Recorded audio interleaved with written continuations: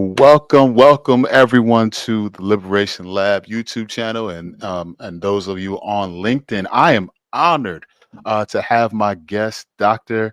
Deonna Smith. Listen, we are going to be talking about her work, Rooted Yay! in Joy. If you have not got a copy, I need you to get it now.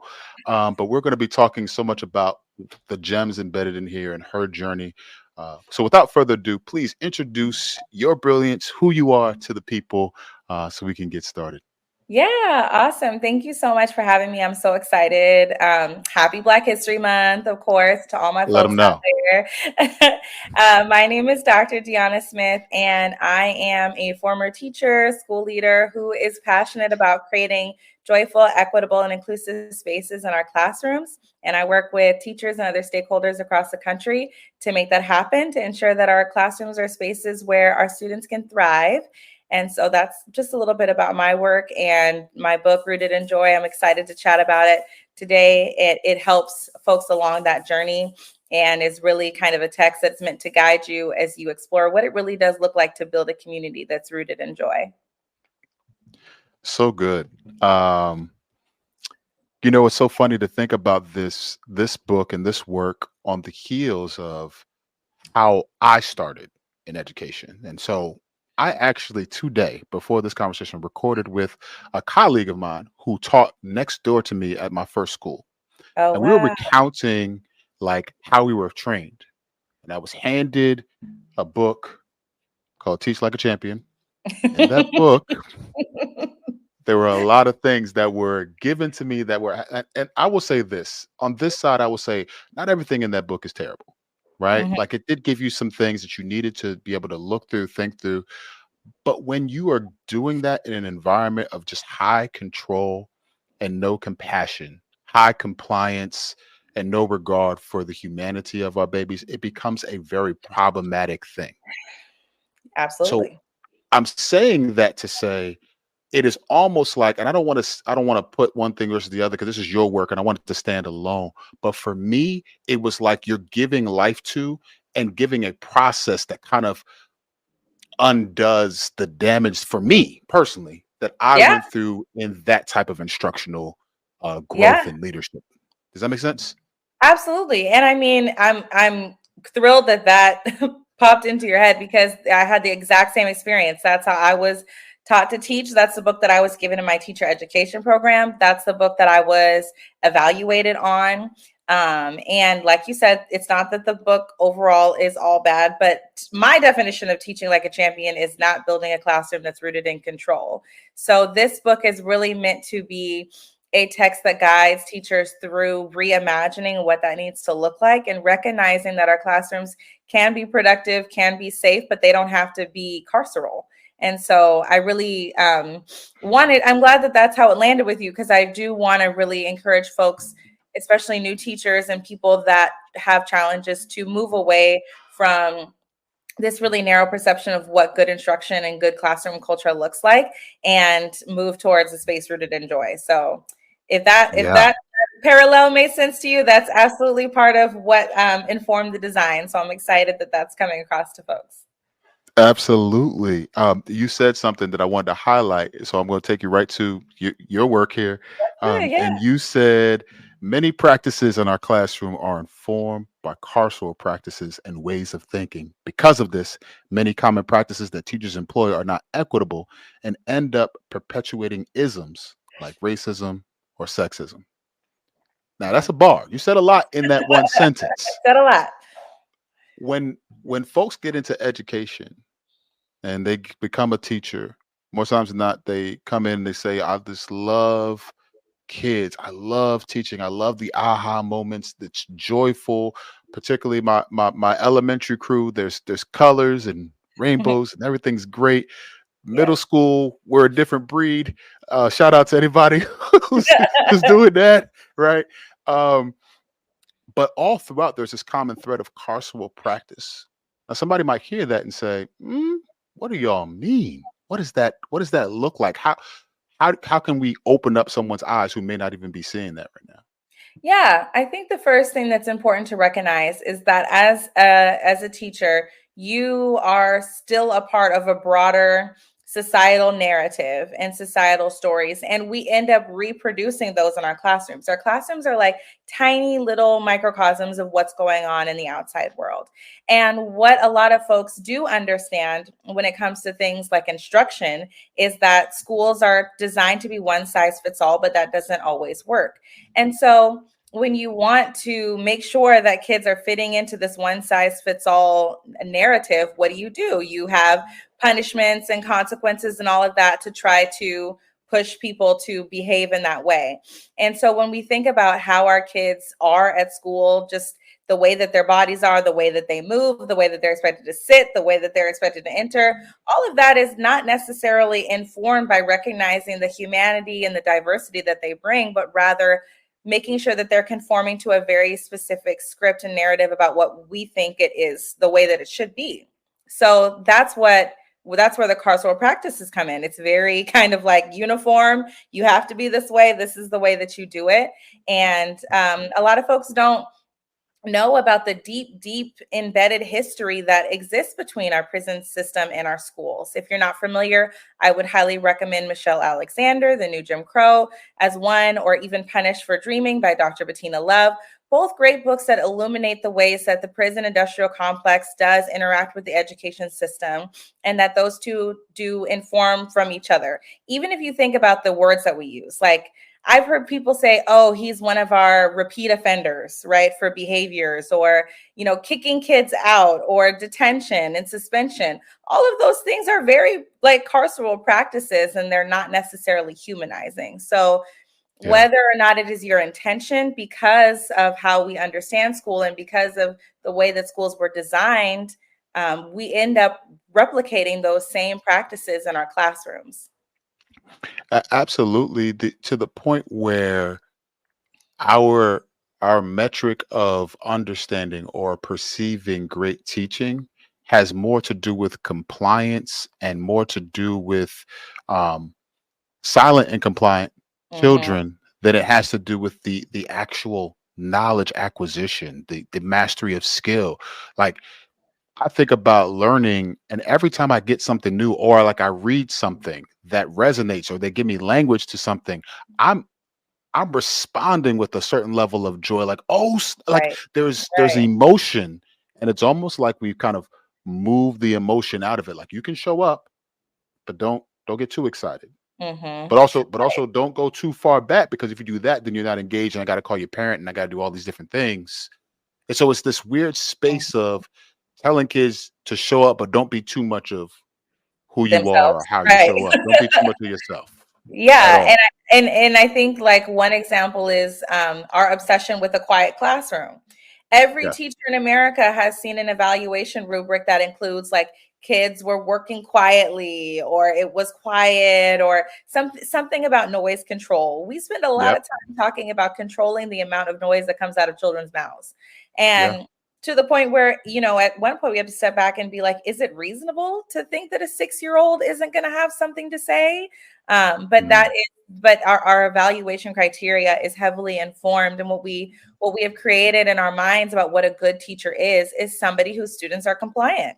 9 times out of 10, it's related to compliance. It's not related to learning. It's not related to making kids feel welcome, seen, or valued, because we don't use those metrics. So we don't measure that really Yep. conclusively. What we measure the most is behavior infractions, and then standardized testing. So because we don't have a mechanism for measuring those things, a lot of times those are just undervalued. And so it's kind of a feedback loop where teachers are not supported in creating a classroom that disrupts these ideas, and then also teachers are sometimes punished for having like a noisy, high energy, loud classroom. And so then of course it deters them from investigating into how to make that happen further, because they're worried about their evaluations, or their school districts are overwhelmingly preoccupied with standardized testing scores. So it's hard to do anything else when you feel like that's what your job really depends on. Yeah. It's interesting to think about it too. Like, being on this side, of school leadership, it is the innate pressure to perform according to metrics that won't necessarily best serve you. Mm-hmm. So I have to um while I'm working for change, kind of be complicit in a system that I'm trying to change. And Yes. so there's this dual consciousness that I'm kind of working with. Mhm. And in some spaces, it is hard because I know that I would much rather us foster what you're talking about in your book, a culture of belonging. I would much rather focus on, have we made this inclusive? Are we thinking about who's not yet here? Are we asking and interrogating, who's get removed from our classrooms and why? Are we doing that? Or are we just okay with Mhm. making it through the day and getting our 3 on the Danielson, because give me a 3 and then go away, right? Right, right. And it's a difficult line for a lot of teachers to walk. And usually when I'm working with folks, especially stakeholders like district leaders or school leaders, what I implore them to recognize is the way that we're doing it now isn't working anyway. And so That there's a part. lot of fear about, well, what if we do this joy thing and it impacts standardized test scores? Or what if we what if we stop having detention and this and that happens? And I'm kind of like, what we're doing right now isn't working exceedingly well either. So at Right. this point, trying something new should not be as scary as it is. I think, especially in a air quote, post pandemic world, we've seen that it's not working. So it's interesting to me that there's so much resistance to try something new, as if, our current systems are doing so well. But whatever metric you look at, whether it's belonging for those schools that do measure belonging, whether it's standardized test scores, whether it's retention, whether it's parent satisfaction, our schools are not meeting standards, right? They're not yet approaching where they need to be. And so I think that this is really the time for innovation and for teachers to be bold and open to disrupt. It's very interesting because this is said, and I agree with you wholeheartedly. This is said against a backdrop, and I don't know if you've seen this, but there's been a lot of conversation, particularly on TikTok and in places where we're having conversations about what students don't know, Mm, and teachers are in spaces of in this TikTok world where they are recording themselves talking about what students can't do by what grade level, right?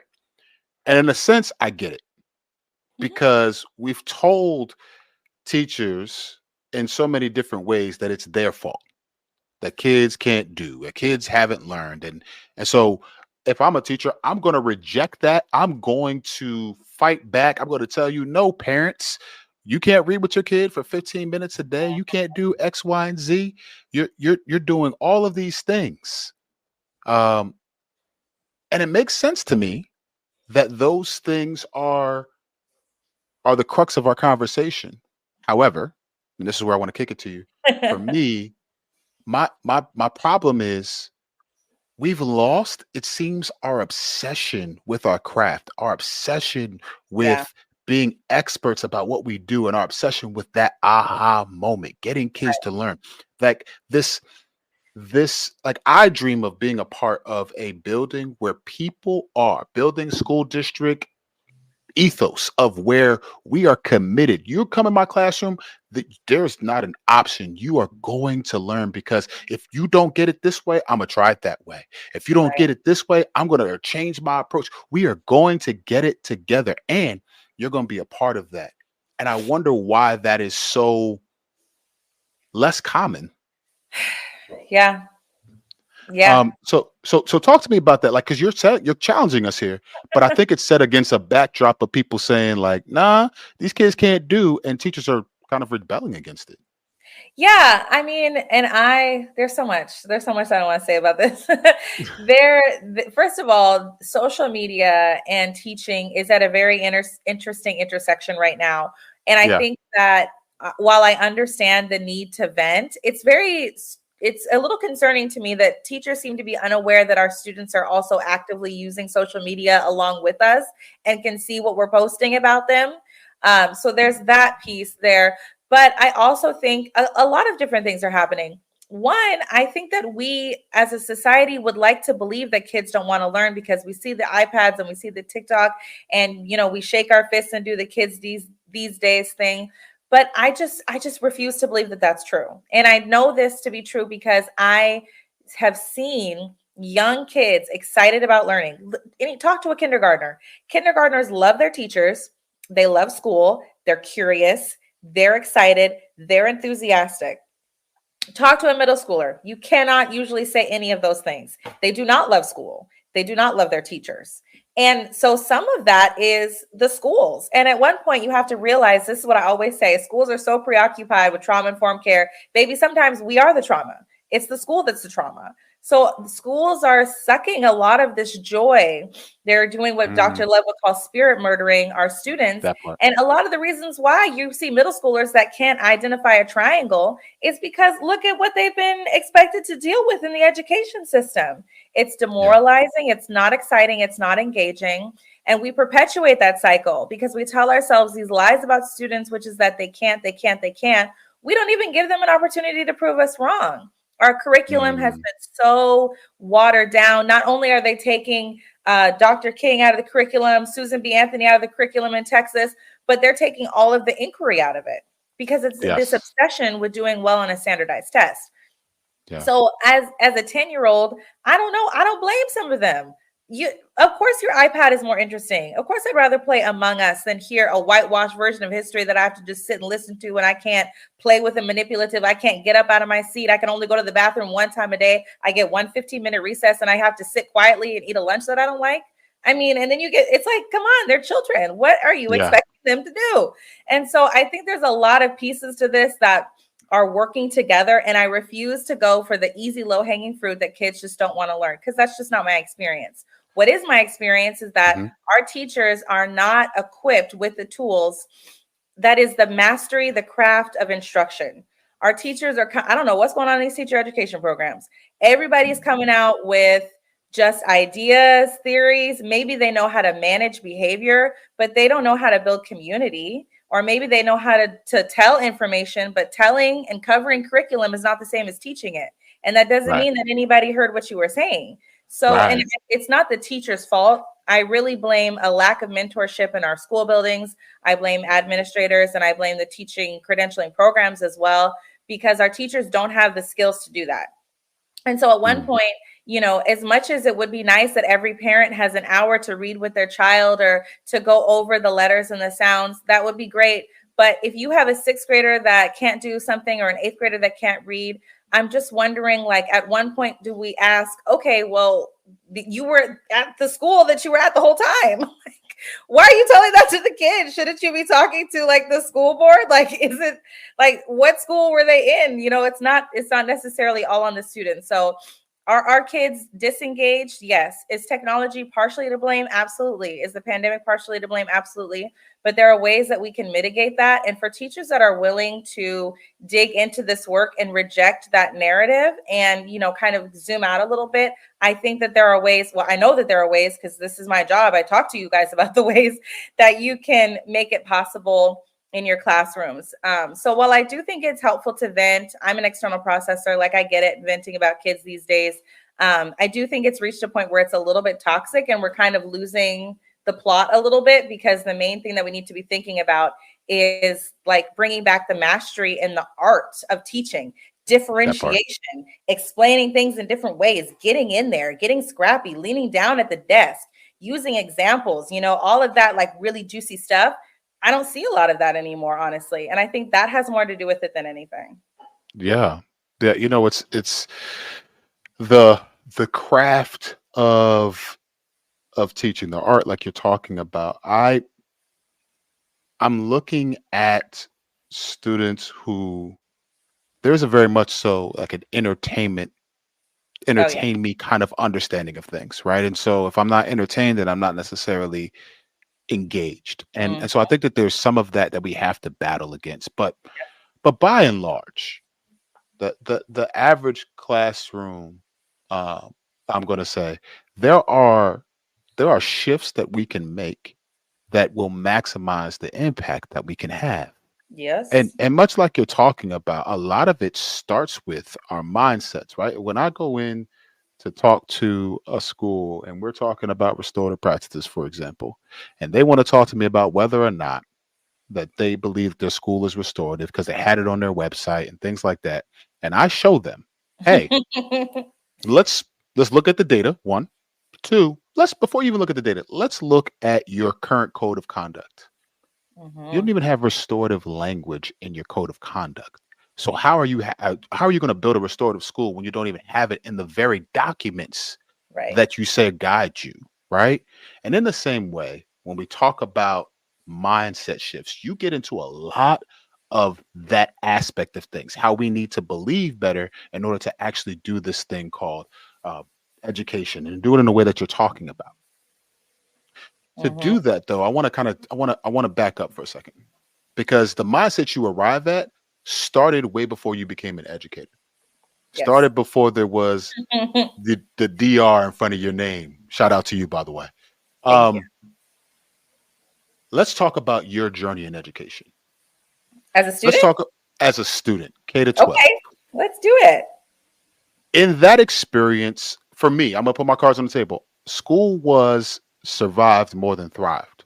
Mm. And you would not get that from my grades because my grandma and my mom would whip my behind, and I needed to have A's and B's. So you would never see it, Yup. but that was my experience. Like I didn't feel like this was for me.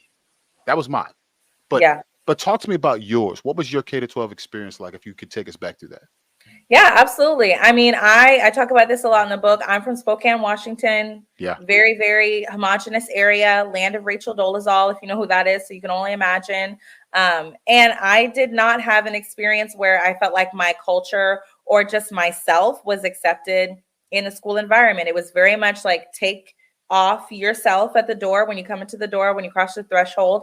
And I was learning multiple things. I was learning the curriculum, but I was also learning how to navigate predominantly white spaces. And I've been Yeah. navigating predominantly white spaces since that time. I went to 3 PWIs for all of my degrees. So I have always had to learn to code switch and learn that second culture.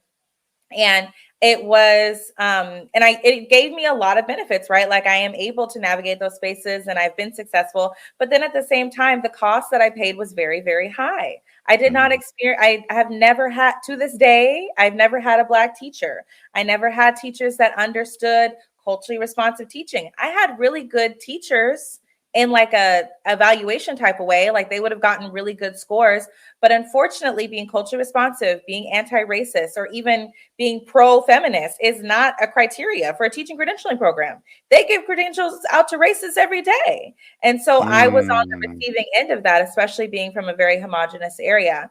And it was actually that experience that led me to look around and say, wait a minute, if I got this far, how far could I have gotten if I had a Black teacher believing in me? Like if I Yeah. did all of this, what could I really have done if I had teachers that didn't look at my culture like it was a deficit, that saw me as a Black woman and thought like this is something that she's bringing to the table, not something we have to overcome. We don't have to overcome her low income background or overcome her being a Black woman, but rather these are assets. And so that's what really led me to understand what our students are experiencing. And I had very nice teachers. And so this is another point that I like to drill home with people. It has nothing to do with how nice you are. You can be a very nice white or Black or brown person, but that has nothing to do with you being equitable. And I think people get those two things confused because they think, well, I love all of my students, but that doesn't, you can't vote for policies that harm your students and love them. You cannot ask your students to leave their culture at the door and love them. You cannot say you don't see race and love your students. That's not what loving them looks like. So I did have a lot of teachers that I'm sure would say that they, enjoyed me and they loved me and they were very nice older white ladies, great experience, but that had nothing to do with valuing, who I was as a person. And still to this day, I struggle with people that will say, I don't even see you as a Black person, right? And I'm kind of like, please do, by all means, see me as a Black person. So I think all is that to say, it is so critical that folks recognize that you can be a good teacher by these standards. You can go to a prestigious school and get the MED, you can get an EDD, but that doesn't mean that you don't have work to do and internal work to do when it comes to being actively anti-racist, equitable, or even joyful in the classroom. So I need people to hold those two things and to really be excited about doing both. Like it's great. There's so much more to learn. The internal work is never done. So that means there's always Yeah. something more for you to learn about, to discover, to unpack. And it could be a really fun process if you let it. But don't fool yourself into thinking that you loving your students begins and ends with having Black kids in the classroom, or throwing up a couple pictures of MLK on your wall, or even having diverse books in your library. Like, it's much deeper than that. Yeah. Yeah.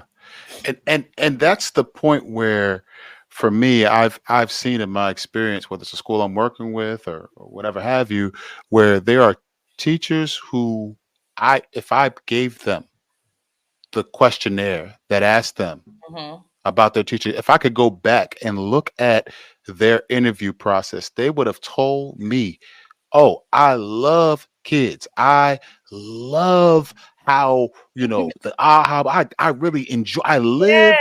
for that. They would have Oh, told you all yes. of that. And then you see that same teacher when they've been set off, or when a student has kind of tap danced on their last nerve, right? They'll come out into the hallway, they'll have a conversation with the kid, and the conversation becomes, and you get into that in this. You talk about how we relate in those moments, either in emotion, Yes. right? And we Emotion see it and escalation. Yep. in escalation.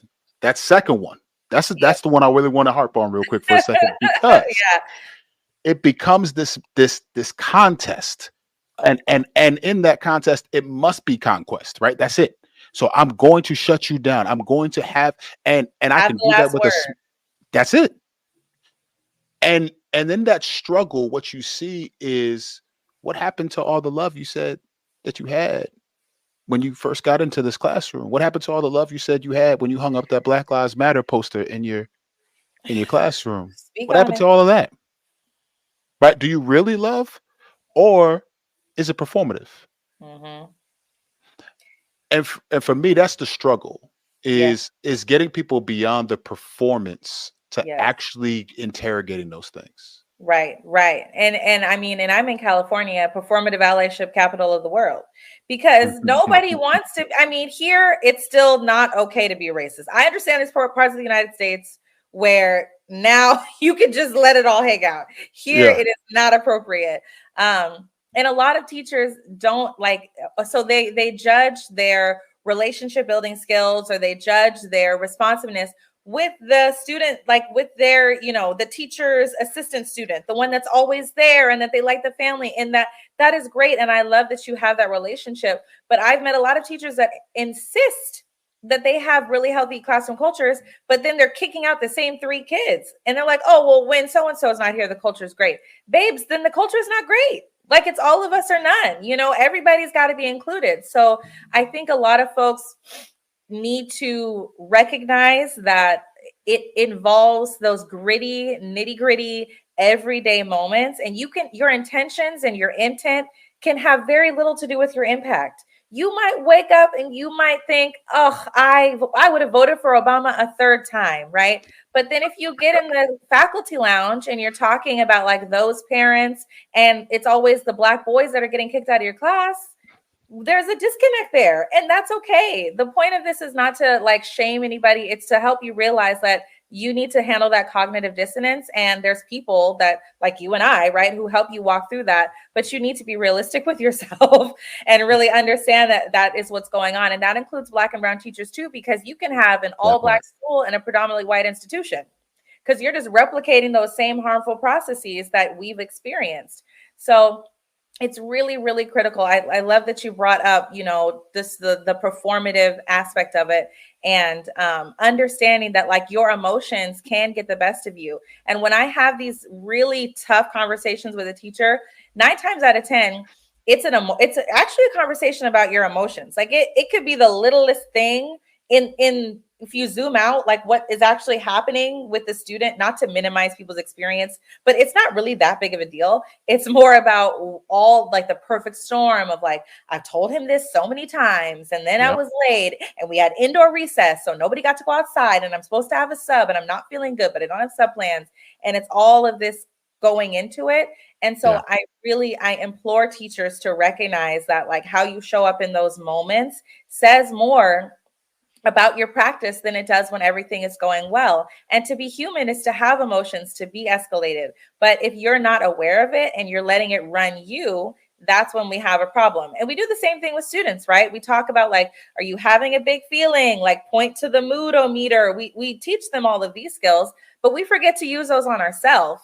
And so Yeah. I encourage folks to recognize that like sometimes it is not the kids. They're not doing it to bother you. Don't take it personally. What's happening is you're a human and you're having a very human reaction, but because you're in a position of power, that human reaction has an impact on 30 other kids. And because you really create the weather in your classroom, it's important for you to be mindful of that. So I think the worst thing someone could do is hear this and say like, oh no, that doesn't happen to me, because it probably does. It's human. So it's okay. I don't want folks to think like we're saying that you have to be an emotionless robot. Obviously not. You Right. have to be self-aware though, like, and recognize your intent and how you think you are and all the books that you read and your best friend is Black. That has nothing to do with some of the actions that you're doing in the classroom. Yeah. Yeah. And to your point, and with your point is, don't believe that simply because you present a certain way that you're excluded from the work of doing real anti-racist equity work. Right. I have seen folks who look just like the people on this screen who have exacted tremendous amounts of harm on Mhm. students and then wonder why they don't resonate, why kids aren't connecting and everything like that, right? Right. The amount of and people are saying it in the chat, right? The Mhm. amount of this, the lack of awareness, the self-reflection that is needed to then look at what you did, look at the damage of how and see, is there a better way to do this thing that I am trying to do, right? But that Yeah, takes a lot of humility, it does. It right? And I does. think I don't know that we do that in education. We don't do that too well. And I think it's hard, especially for folks of color, because we get caught up in thinking, well, I'm a person of color, and I've had to talk to, I've had to have long conversations with specifically Black folks who work in predominantly Latinx areas, where they have to understand, like, you have privilege as somebody who, is who speaks the dominant language. Your students, if they're not speaking English at home, have a totally different experience of you, and just because you're two people of color doesn't mean you can override that. And on the flip side, I've had to have conversations about anti-Blackness in the Latinx community. I've had to have conversations. I mean, at the first school I taught at in Oakland, it was literally like the United Nations. It was like a third Black, a third Asian, a third like Latino. I mean, everybody was there.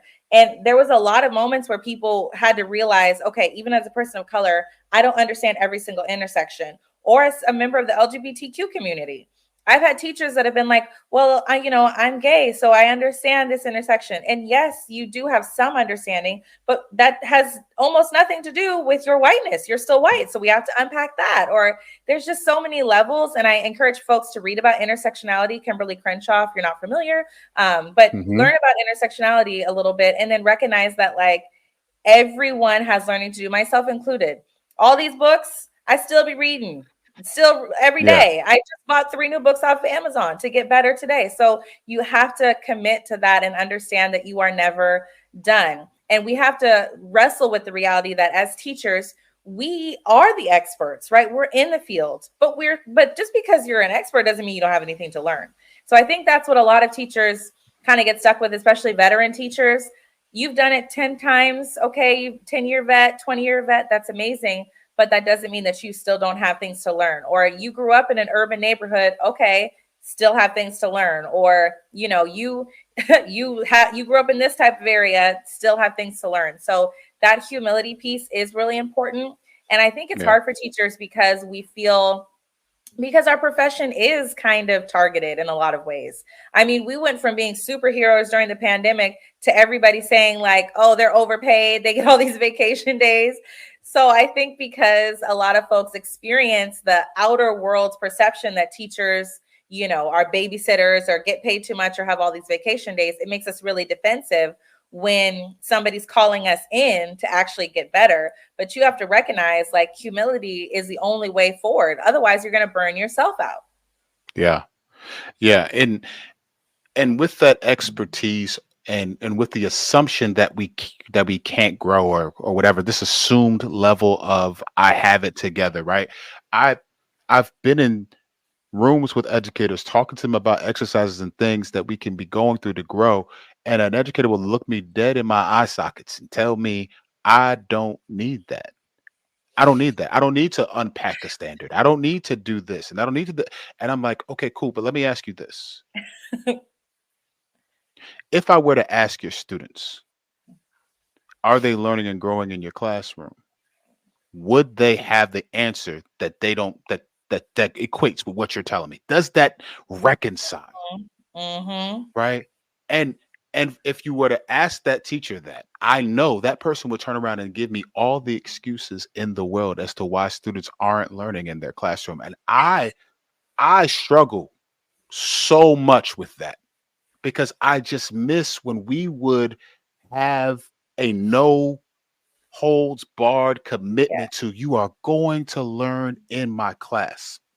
Which Right. brings it to my second point, because when it talks to like like the emotional regulation piece of that same teacher being in the hallway talking to a student, it becomes more about proving a point than giving grace and space and understanding and de-escalation. You say this in your book, and I love it.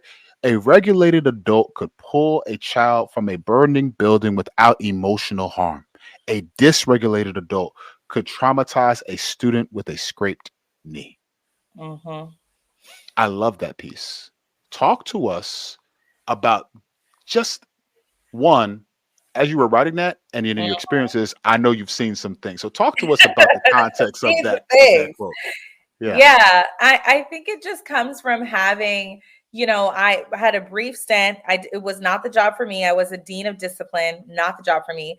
But in that year that I had that role, I just saw how the energy that the teacher is bringing to the interaction changes everything.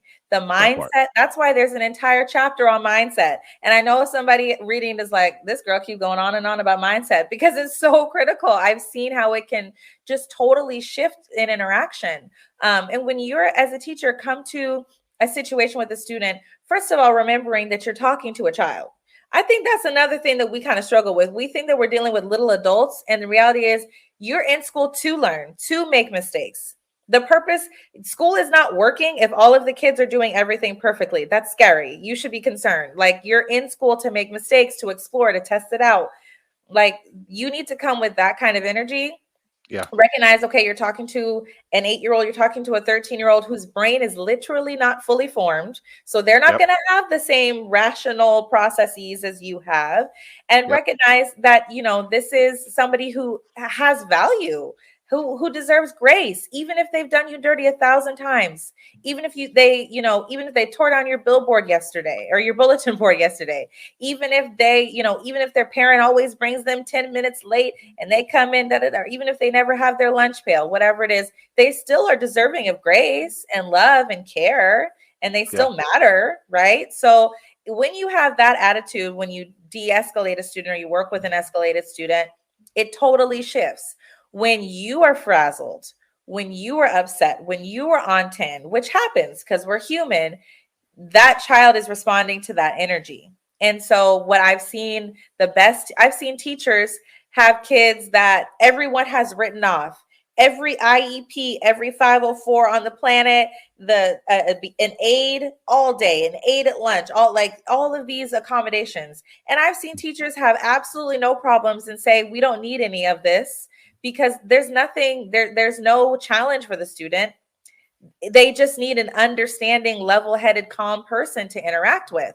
And then I've Yeah. seen students who are over enrolled in services, get kicked out over discipline because they have a teacher that isn't recognizing their own emotional dysregulation that they're bringing. And so Yeah.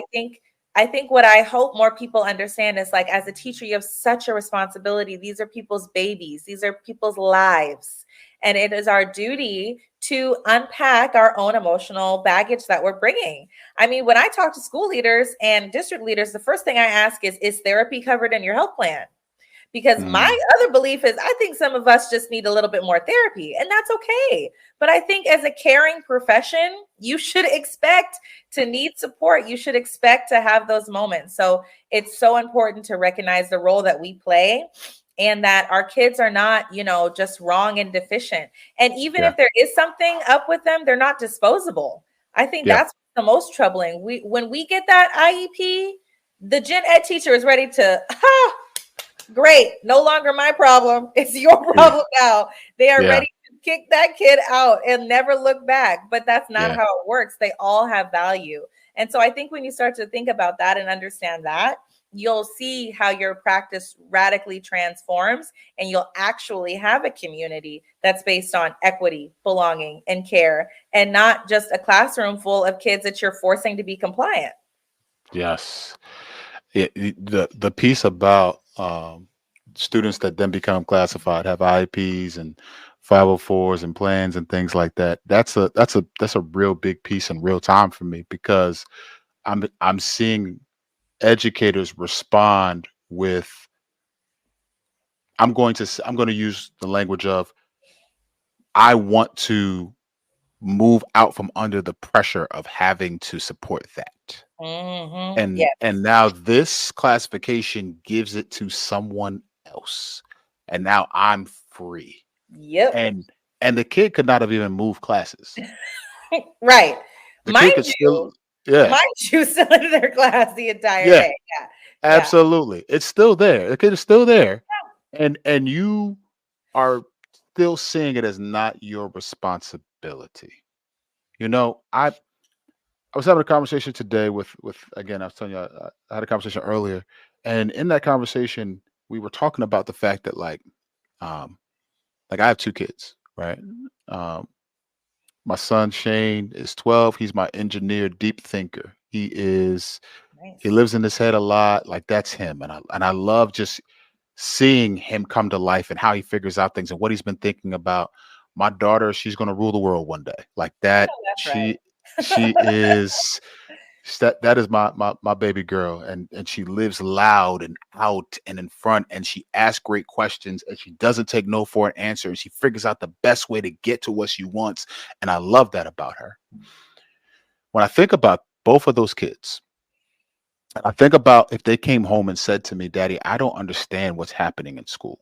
Mm, The first thing I'm going to do is have enough, knowledge to be able to call to figure out what's happening to navigate that system, and then I'm going to learn it so that I could teach it so that I could mhm. support them because Yes. my kids should not, my babies, my two should not go without knowing, right? Like that's the commitment I have. How would it look if I, as a school leader, as an educator, then went to a school and said, it's okay if these kids go without? Like, I think we forget that our Yes. families are giving us the best that they have. They're giving our best, surrendering it to Right. us. And we look at them and say, "Yeah, they didn't get it because Hmm. they didn't want to. They didn't get it because, and then we give a bunch of excuses as to why. You So know what I many. mean? Um, Yeah. so with that, I wanna ask you, if that's our mindset, what Hmm. helps us reclaim what helps us reclaim a commitment to no, no, these are my kids too. And in a healthy sense, these are my kids, and I'm going to ensure that they have the best while they're here. Yeah, I think it comes down to so much agency. I think as teachers, we're so used to not having agency, to feeling a lack of agency, to feeling out of control that we kind of almost start to participate in that. And so I encourage everyone to one recognize there are things that you can do. Yeah, There find a way or make one. If there is not a way that you have found, we will make a way. And I think that tenacity, that stick to itiveness, that grit is, we always talk about the kids need to have grit. We need to have a little grit. Okay. We kind of lost a little bit in that. And I think, mhm, one of my opinions is all of the social media venting and all of that is kind of feeding into that because we want yeah, to put our feet up and say it's someone else's problem. And let me tell you what I also see. A lot of technology, a lot of, oh, they're going to do iReady, they're going to do Epic, they're going to do ST Math, they're going to do whatever program, IXL, and that's going to do the learning. There are so many studies that show that kids learn better on pencil and paper, but as teachers we're so used to giving it up, giving away our students with disabilities to the sped team, giving the students to the computer to say, hey, you fix it, you fix these gaps, these as soon as you cross second grade, it's all about the gaps. Everything is all the gaps that they have. So we're giving over the filling of the gaps to these computer learning management systems. We're just kind of throwing our hands up a little bit. And I want folks to recognize that, like, you are in charge of your classroom in so many ways. And those are the best teachers. The best teachers are the ones that roll up their sleeves, that get a little scrappy. And please don't hear that I'm saying that there are not systemic barriers to this. I am very much aware that there are all kinds of barriers to this happening, whether it be being overworked, burnt out, evaluations, lack of support. All of those things exist. But you know what? We have done more with less. We have helped those kids learn through a pandemic. We were on Zoom, y'all, teaching. Okay. So now that we're in person, I believe in our ability to do it, but I need teachers to reconnect with their agency. And I think that some of that also just comes from being burnt out. So when I do my work, I start with you. Everything is starting with the internal work, with building your practice as a reflective practitioner, and with saying, like, where is your joy? Because if you are coming into the classroom and your cup is empty and you got about 2 milliliters, that's not going to cut it. So I encourage teachers that's why I said, go to therapy, do your own practice, do what makes you feel joyful. What are you doing this week? Do you even enjoy teaching? Is this a job that you're enjoying? Right? You need to get right with yourself, because another thing that almost all of the really highly effective instructional leaders that I've seen are good on the outside of school. When 3 o'clock hits, they're also good. They're feeling good and positive about their life and things going on. So bringing that agency starts with, like, reclaiming yourself, reclaiming your own joy, and making sure that you're filling up your cup so that way you can show up and be the best you that you have for your students. Your students need you at your best. And so that is definitely the first step. When we have these conversations about whether it be culturally sustaining pedagogy, whether it be restorative practices, anti-racist teaching, centering joy in our classrooms, many educators hear it as just another thing. You're asking me to do this other thing. And in a sense, it is teachers listening to us with their triggers and traumas before they actually hear us out, because they've been given another thing every year. We're going to try this new thing. This is going to be the thing that gets us to where we want to be. We'll try this new thing and rinse and repeat. So when we come in and we say something like, no, we actually need to be listening with empathy. We actually need to be providing grace and space. We actually need to center joy. These come through a teacher's ears as just another thing. So my question for you is, when we talk about this idea of centering joy, how do we combat that ideology of it being just another thing? And secondly, you describe it as the secret ingredient in equity work. I would love for you to talk about that as well. Yeah, I like to say it's not just another thing, it's how you do everything. Yeah. So it's how you do everything in your classroom. It's not a list of practices to check off. It's a philosophy. It's a way of being. It's a mindset. It's beliefs. And that's what makes it a little bit, I think, challenging for people, because they're like, well, where's the checklist of the joyful and inclusion? And, like, I can give you some ideas, but a classroom is only as joyful and inclusive as its leader. A curriculum is only as culturally responsive as the teacher teaching it, right? So, excuse me. So it's really important that you recognize that it is a way of being. And once you shift your mindset, once you start to prioritize joy in your own life, once you start to see the value of joy, once you start to humanize your students, it won't feel like another thing, because it's the way that you're doing, it's the way that you're moving in the classroom. And once you start doing that, it also makes it easier and more sustainable. I mean, this is the other piece. Don't you think it would feel good to come into your classroom and feel joyful and excited? Wouldn't it feel good if all of your kids felt welcome and included, and you didn't have kids burning down the classroom, metaphorically speaking, of course, because they don't feel welcome? So they're turning up because they're like, hey, I'm not part of this community anyway, so I might as well, cut up. It would feel good to bring that back. It would feel good to feel like you were the expert and kids were learning. It feels good when kids learn from you. So all of these things like help it make it more sustainable. So I like to also touch on that as well, because it's not like it's not more prep work for you to do at the That end of part. your day. It's a way of being.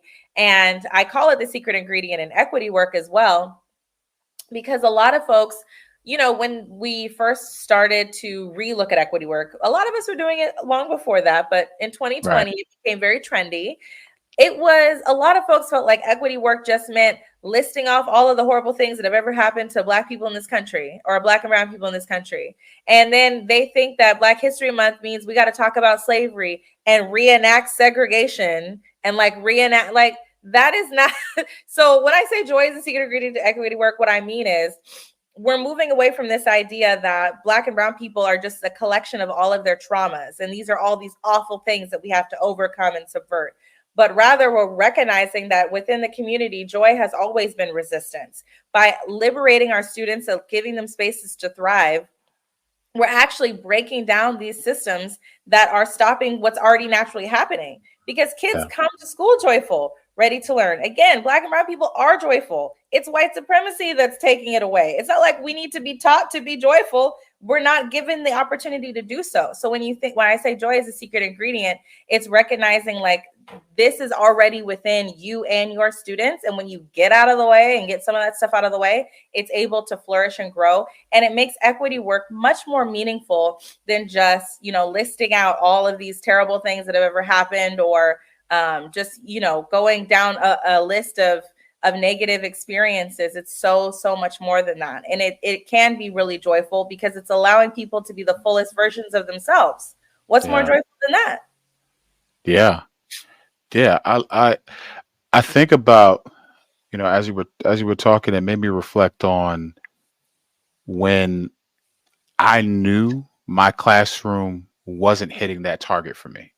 Mm, Um, I think that this is important to say, because I think when folks see people like you and I talking about these matters, they assume a level of expertise and things like that. And yes, we know what we're talking about, but at the same time, there's always room to grow and improve and reflect. And these are things that we live by. yes, still very much Uh, aware. absolutely. I'll give you an example that was even this year, real time for me.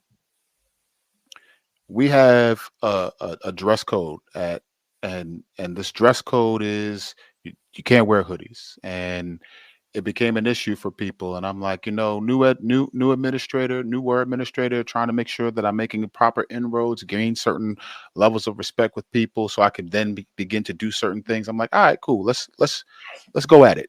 And I began to talk to students about it, and then I began to tell them, like, listen, this is what we need to do, and then I began to hold them accountable to it. And then I started looking at like the damage of this, because I'm like, well, why am I taking this hoodie?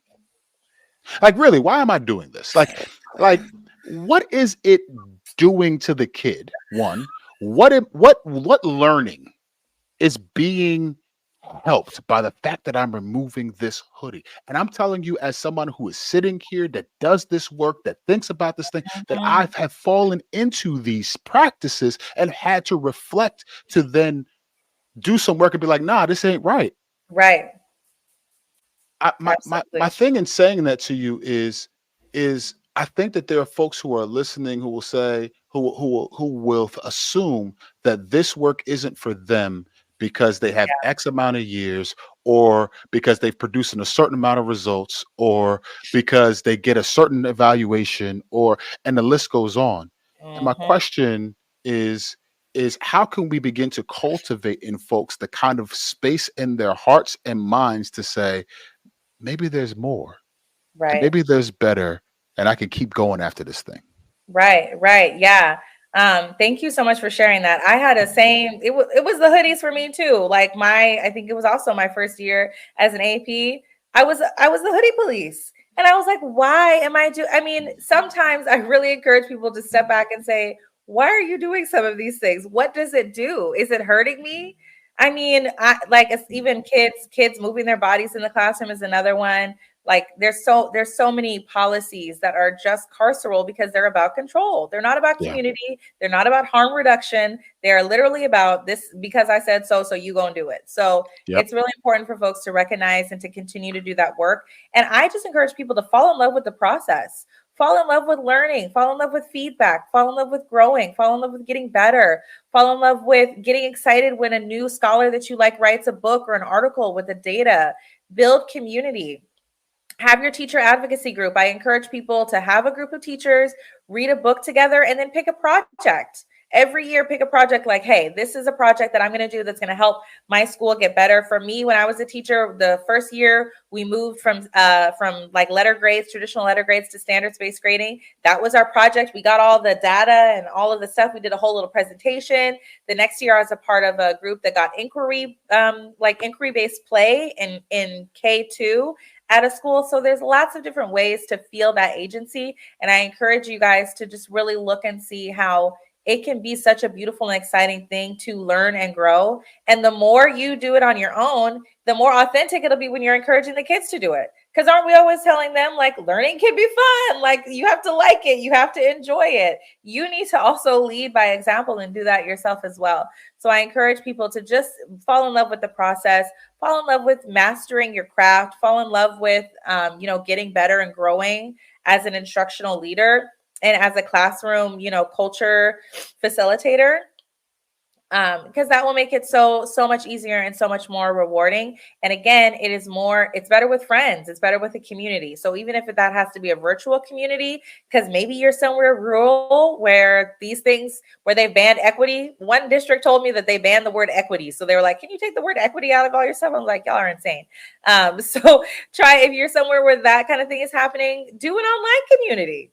Yeah. Find people online that you can bond with. But it is so critical to recognize that this work is really our profession. And if you let it, it can be so rewarding. It can be so wonderful and transformative. But if you bump up against it over and over again with this kind of mentality that it's just another thing to do, you're going to burn yourself out.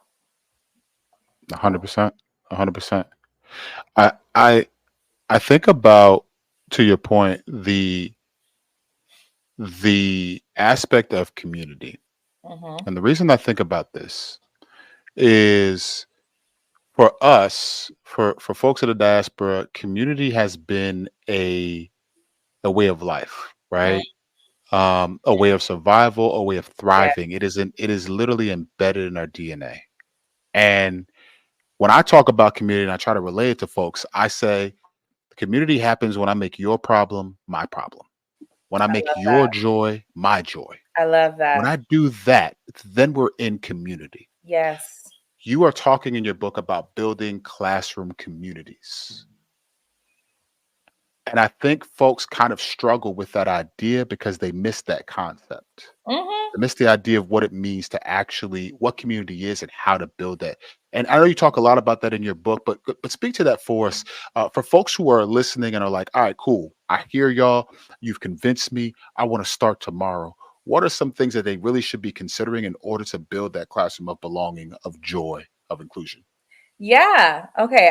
First of all, I love what you said. Your joy is my joy. My struggle is your struggle. Absolutely. That is what a true classroom community looks like. And it doesn't always have to be harmonious. I think that's Yeah. another piece too. It doesn't mean that you don't have norms. It doesn't mean that people don't do things. It doesn't mean that harm doesn't happen. It means that when harm does happen, you handle it in a collective, humanizing way. So That part. I don't want folks to listen and think like, oh, Deonna's thinking my classroom is going to be perfect. No, ma'am. It'll probably be chaotic. It'll be messy because being in community with people is messy. Think about as an adult, the bigger your friend group is, the more drama you have, right? Like the bigger the group is, the more it's messy. But like that's Yeah. some of the beauty of it. So I think that just understanding that, the call is not this perfect little kumbaya place where everybody's sitting in their carpet square exactly right. The call is for a place where everybody truly feels valued and that they matter. And so I think some steps that you could take, concrete steps off the top of my head. The first would be checking in with yourself. Mhm. You can also buy Rooted in Joy if you'd like to, and that'll help you do that as well. But you can check in with yourself and start to think about what energy you are bringing to the classroom, being mindful about that. You can start by asking your students. And sometimes people are like, oh, if I ask my kids, they're just going to say, like, they just want to play, the Fortnite all day. And it's like, you might get some wacky answers from the kids, but sometimes, like 9 times out of 10, you're going to get a couple really insightful, good answers. So I would say, ask your students how they feel. Do they think the community is joyful? Do they feel like they belong? Do they feel cared for? And brainstorm ways about making that happen. And then I would go by item for all of your policies and practices that you have in your classroom, especially on the community end, and ask yourself, is this a rule that's about community, or is this a rule that is about control? Just that simple question, reflection. And if it's about control, start to unpack about how you can like take people away from that, because that's not probably helping to build your community. And then think about those students that you really struggle with and ask yourself, like, are these struggles related to the fact that perhaps the student doesn't feel like they have a place, doesn't feel cared for by me? Is that potentially one of the reasons why they are, having a hard time? So just starting with 1 or 2 students, or starting with 1 or 2 days a week where you're going to intentionally include community building practices. Because sometimes we think, oh, the community is built, I built it in September, we good. Absolutely not. Like, you should be doing things daily, weekly, monthly, and yearly to continue to foster that community. So start with 1 student, start with 1 day, and then start with those reflective questions for yourself to try to figure out where you're at in all of this work. Yeah, I think there is a sense in which we could excuse ourselves by looking at systemic flaws. We could excuse ourselves by looking at societal flaws. We could excuse ourselves by looking at government and legislative flaws. We can excuse ourselves by looking at so much. Um, but there is something in Yeah. your control. There is something in your Yeah. locus of control that you can do Yeah. today. And so I highly recommend this work along to add that to your library. Um, and and I want to uh, ask you one last question before I want you to, and then I want to ask you a question, and then I want you to plug, your work, your book, and how folks could connect with you. If you were going back in time and Mm. you looked at yourself as an educator, the first year of teaching, and you could give yourself one piece of advice, what would it be? Mm. That's a great question. I think that what I would go back in time and tell to myself my first year of teaching was, again, I was from the like teach like a champion, uncommon schools, slant, old, like very much everything, not a thing out of place, wait for 100% type of instructional background. That's what I was taught to do. Yeah. And as a Black woman, my thought process was, I have to hold my kids to this crazy standard because that's what they'll experience. I have to prepare them. They have to be ready That for part. this very hostile white world that's dominated by white supremacy culture. Again, if you don't know much about white supremacy culture, I'm not talking about white people. I'm talking about whiteness, and you should look that up and learn a little bit about that. But I just thought that it was my duty to prepare them because I was, kind of out there in the trenches for a while and struggling through going to different PWIs. So my thought process was, if I just am like hard enough on them, then when they go somewhere else, they'll understand. Especially, I was in 5th grade too, right? So I'm thinking, okay, as a 5th grade teacher, I need to make sure like to get them ready. Like I was always getting them ready for middle school. And I should have like recognized like, yeah, get them ready, but also like, where are they now? Yeah. Why replicate a toxic environment that they're going to experience instead of just letting them enjoy having a teacher that actually values where they come from right now? Yeah. Yeah. Why like pretend this is a middle school classroom and suck a lot of the joy out of their very last opportunity to be in elementary school? And a lot of times that's where the shift happens, from elementary to middle school. No shade to my middle school crowd, because I'm also part of y'all, but that's the truth. Middle school is kind of where it takes a turn, where it goes from being this community oriented place to you're very much just a number. And so I think I would tell myself like to like get a chill pill, like recognize like I don't need to be doing all of this. and my kids could have been prepared and still had a joyful and inclusive experience. Like I could have prepared them and still recognized their humanity a little bit more. And I talk about this in the book. I mean, I could have done a lot more of that. So that would be my advice to myself. But again, I want to highlight my intentions were good. My intentions were like very much, okay, this is what they need. I'm setting them up for success. But that's why intent versus impact is so important, because that was not my impact. My impact was they had yet another teacher that was replicating these harmful systems. So I think that's the advice that I would give to myself. That's real big, real key. I think I resonate so much with it. I appreciate you sharing, vulnerably, especially because we're all works in progress. And so thank you for demonstrating that. Thank you for the love, the intention of this book. And thank you for also living and breathing what it is you're putting out there. I think we've talked about this many times, but there are folks who want liberation as long as it's lucrative, who want all these things as long as you can put your name attached to it, or you can experience some type of accolade for it. So thank you for being in the trenches and doing the work that you're doing and all of that. So I just want to say that to you publicly. I appreciate you, I honor you, and I want to highly recommend your book to folks. So with that, please tell folks how they can connect with you and support your work. Yeah. And thank you so much for just allowing me to use this platform and to chat with you. I love whenever we get to chat. And I'm just glad that, this friendship that we started, I think in 2020, is still hanging in there, even though the tides have changed a little bit on this work. I love that we're still hanging in there. So I'm so grateful for you in this like little internet space. And I would love to connect with everyone. If you're on LinkedIn, my name is just Dr. Deonna Smith. On Instagram, it's just Deonna Smith as well. And I would love to continue to support folks in any way possible. I do this work with schools and districts, and I enjoy, I do instructional coaching and also professional development workshops and that kind of thing. And the first next best step is to, like I said, follow me here on socials and then pick up Rooted in Joy. It's available on Amazon, Target, Barnes & Noble. And if you'd like to support a Black-owned business, again, highly recommend you can check out Mahogany Books. It is stocked in Mahogany Books, and they do ship nationwide in the US. So you can support a Black-owned business. Well, two, me, myself, and also Mahogany Books, if you would like to. And let's connect. I love working and chatting with folks about this work. And wherever you are at, I believe that this work is for everyone. So we had a relatively advanced conversation, but I like to say wherever you're coming to the work is valid. So if you're just somebody who's still trying to learn more, or you don't have a frame of reference, or your basic question of what is anti-racist teaching, let's do it. Let's engage, let's dialogue together, because I believe deeply in being a community with folks, regardless of what they're bringing to the table and where they're coming from as well. 100%. Please support my sis. Grab this book. And there, like we said, there are a bunch of schools that need the work that she does. So let's do that, man. Let's support the work. I appreciate you, sis. Thank you for sharing space. And thank you so much for everyone who tapped in and those who tap into the replay. It's needed. So thank you so much. Yes. Awesome. Thank you.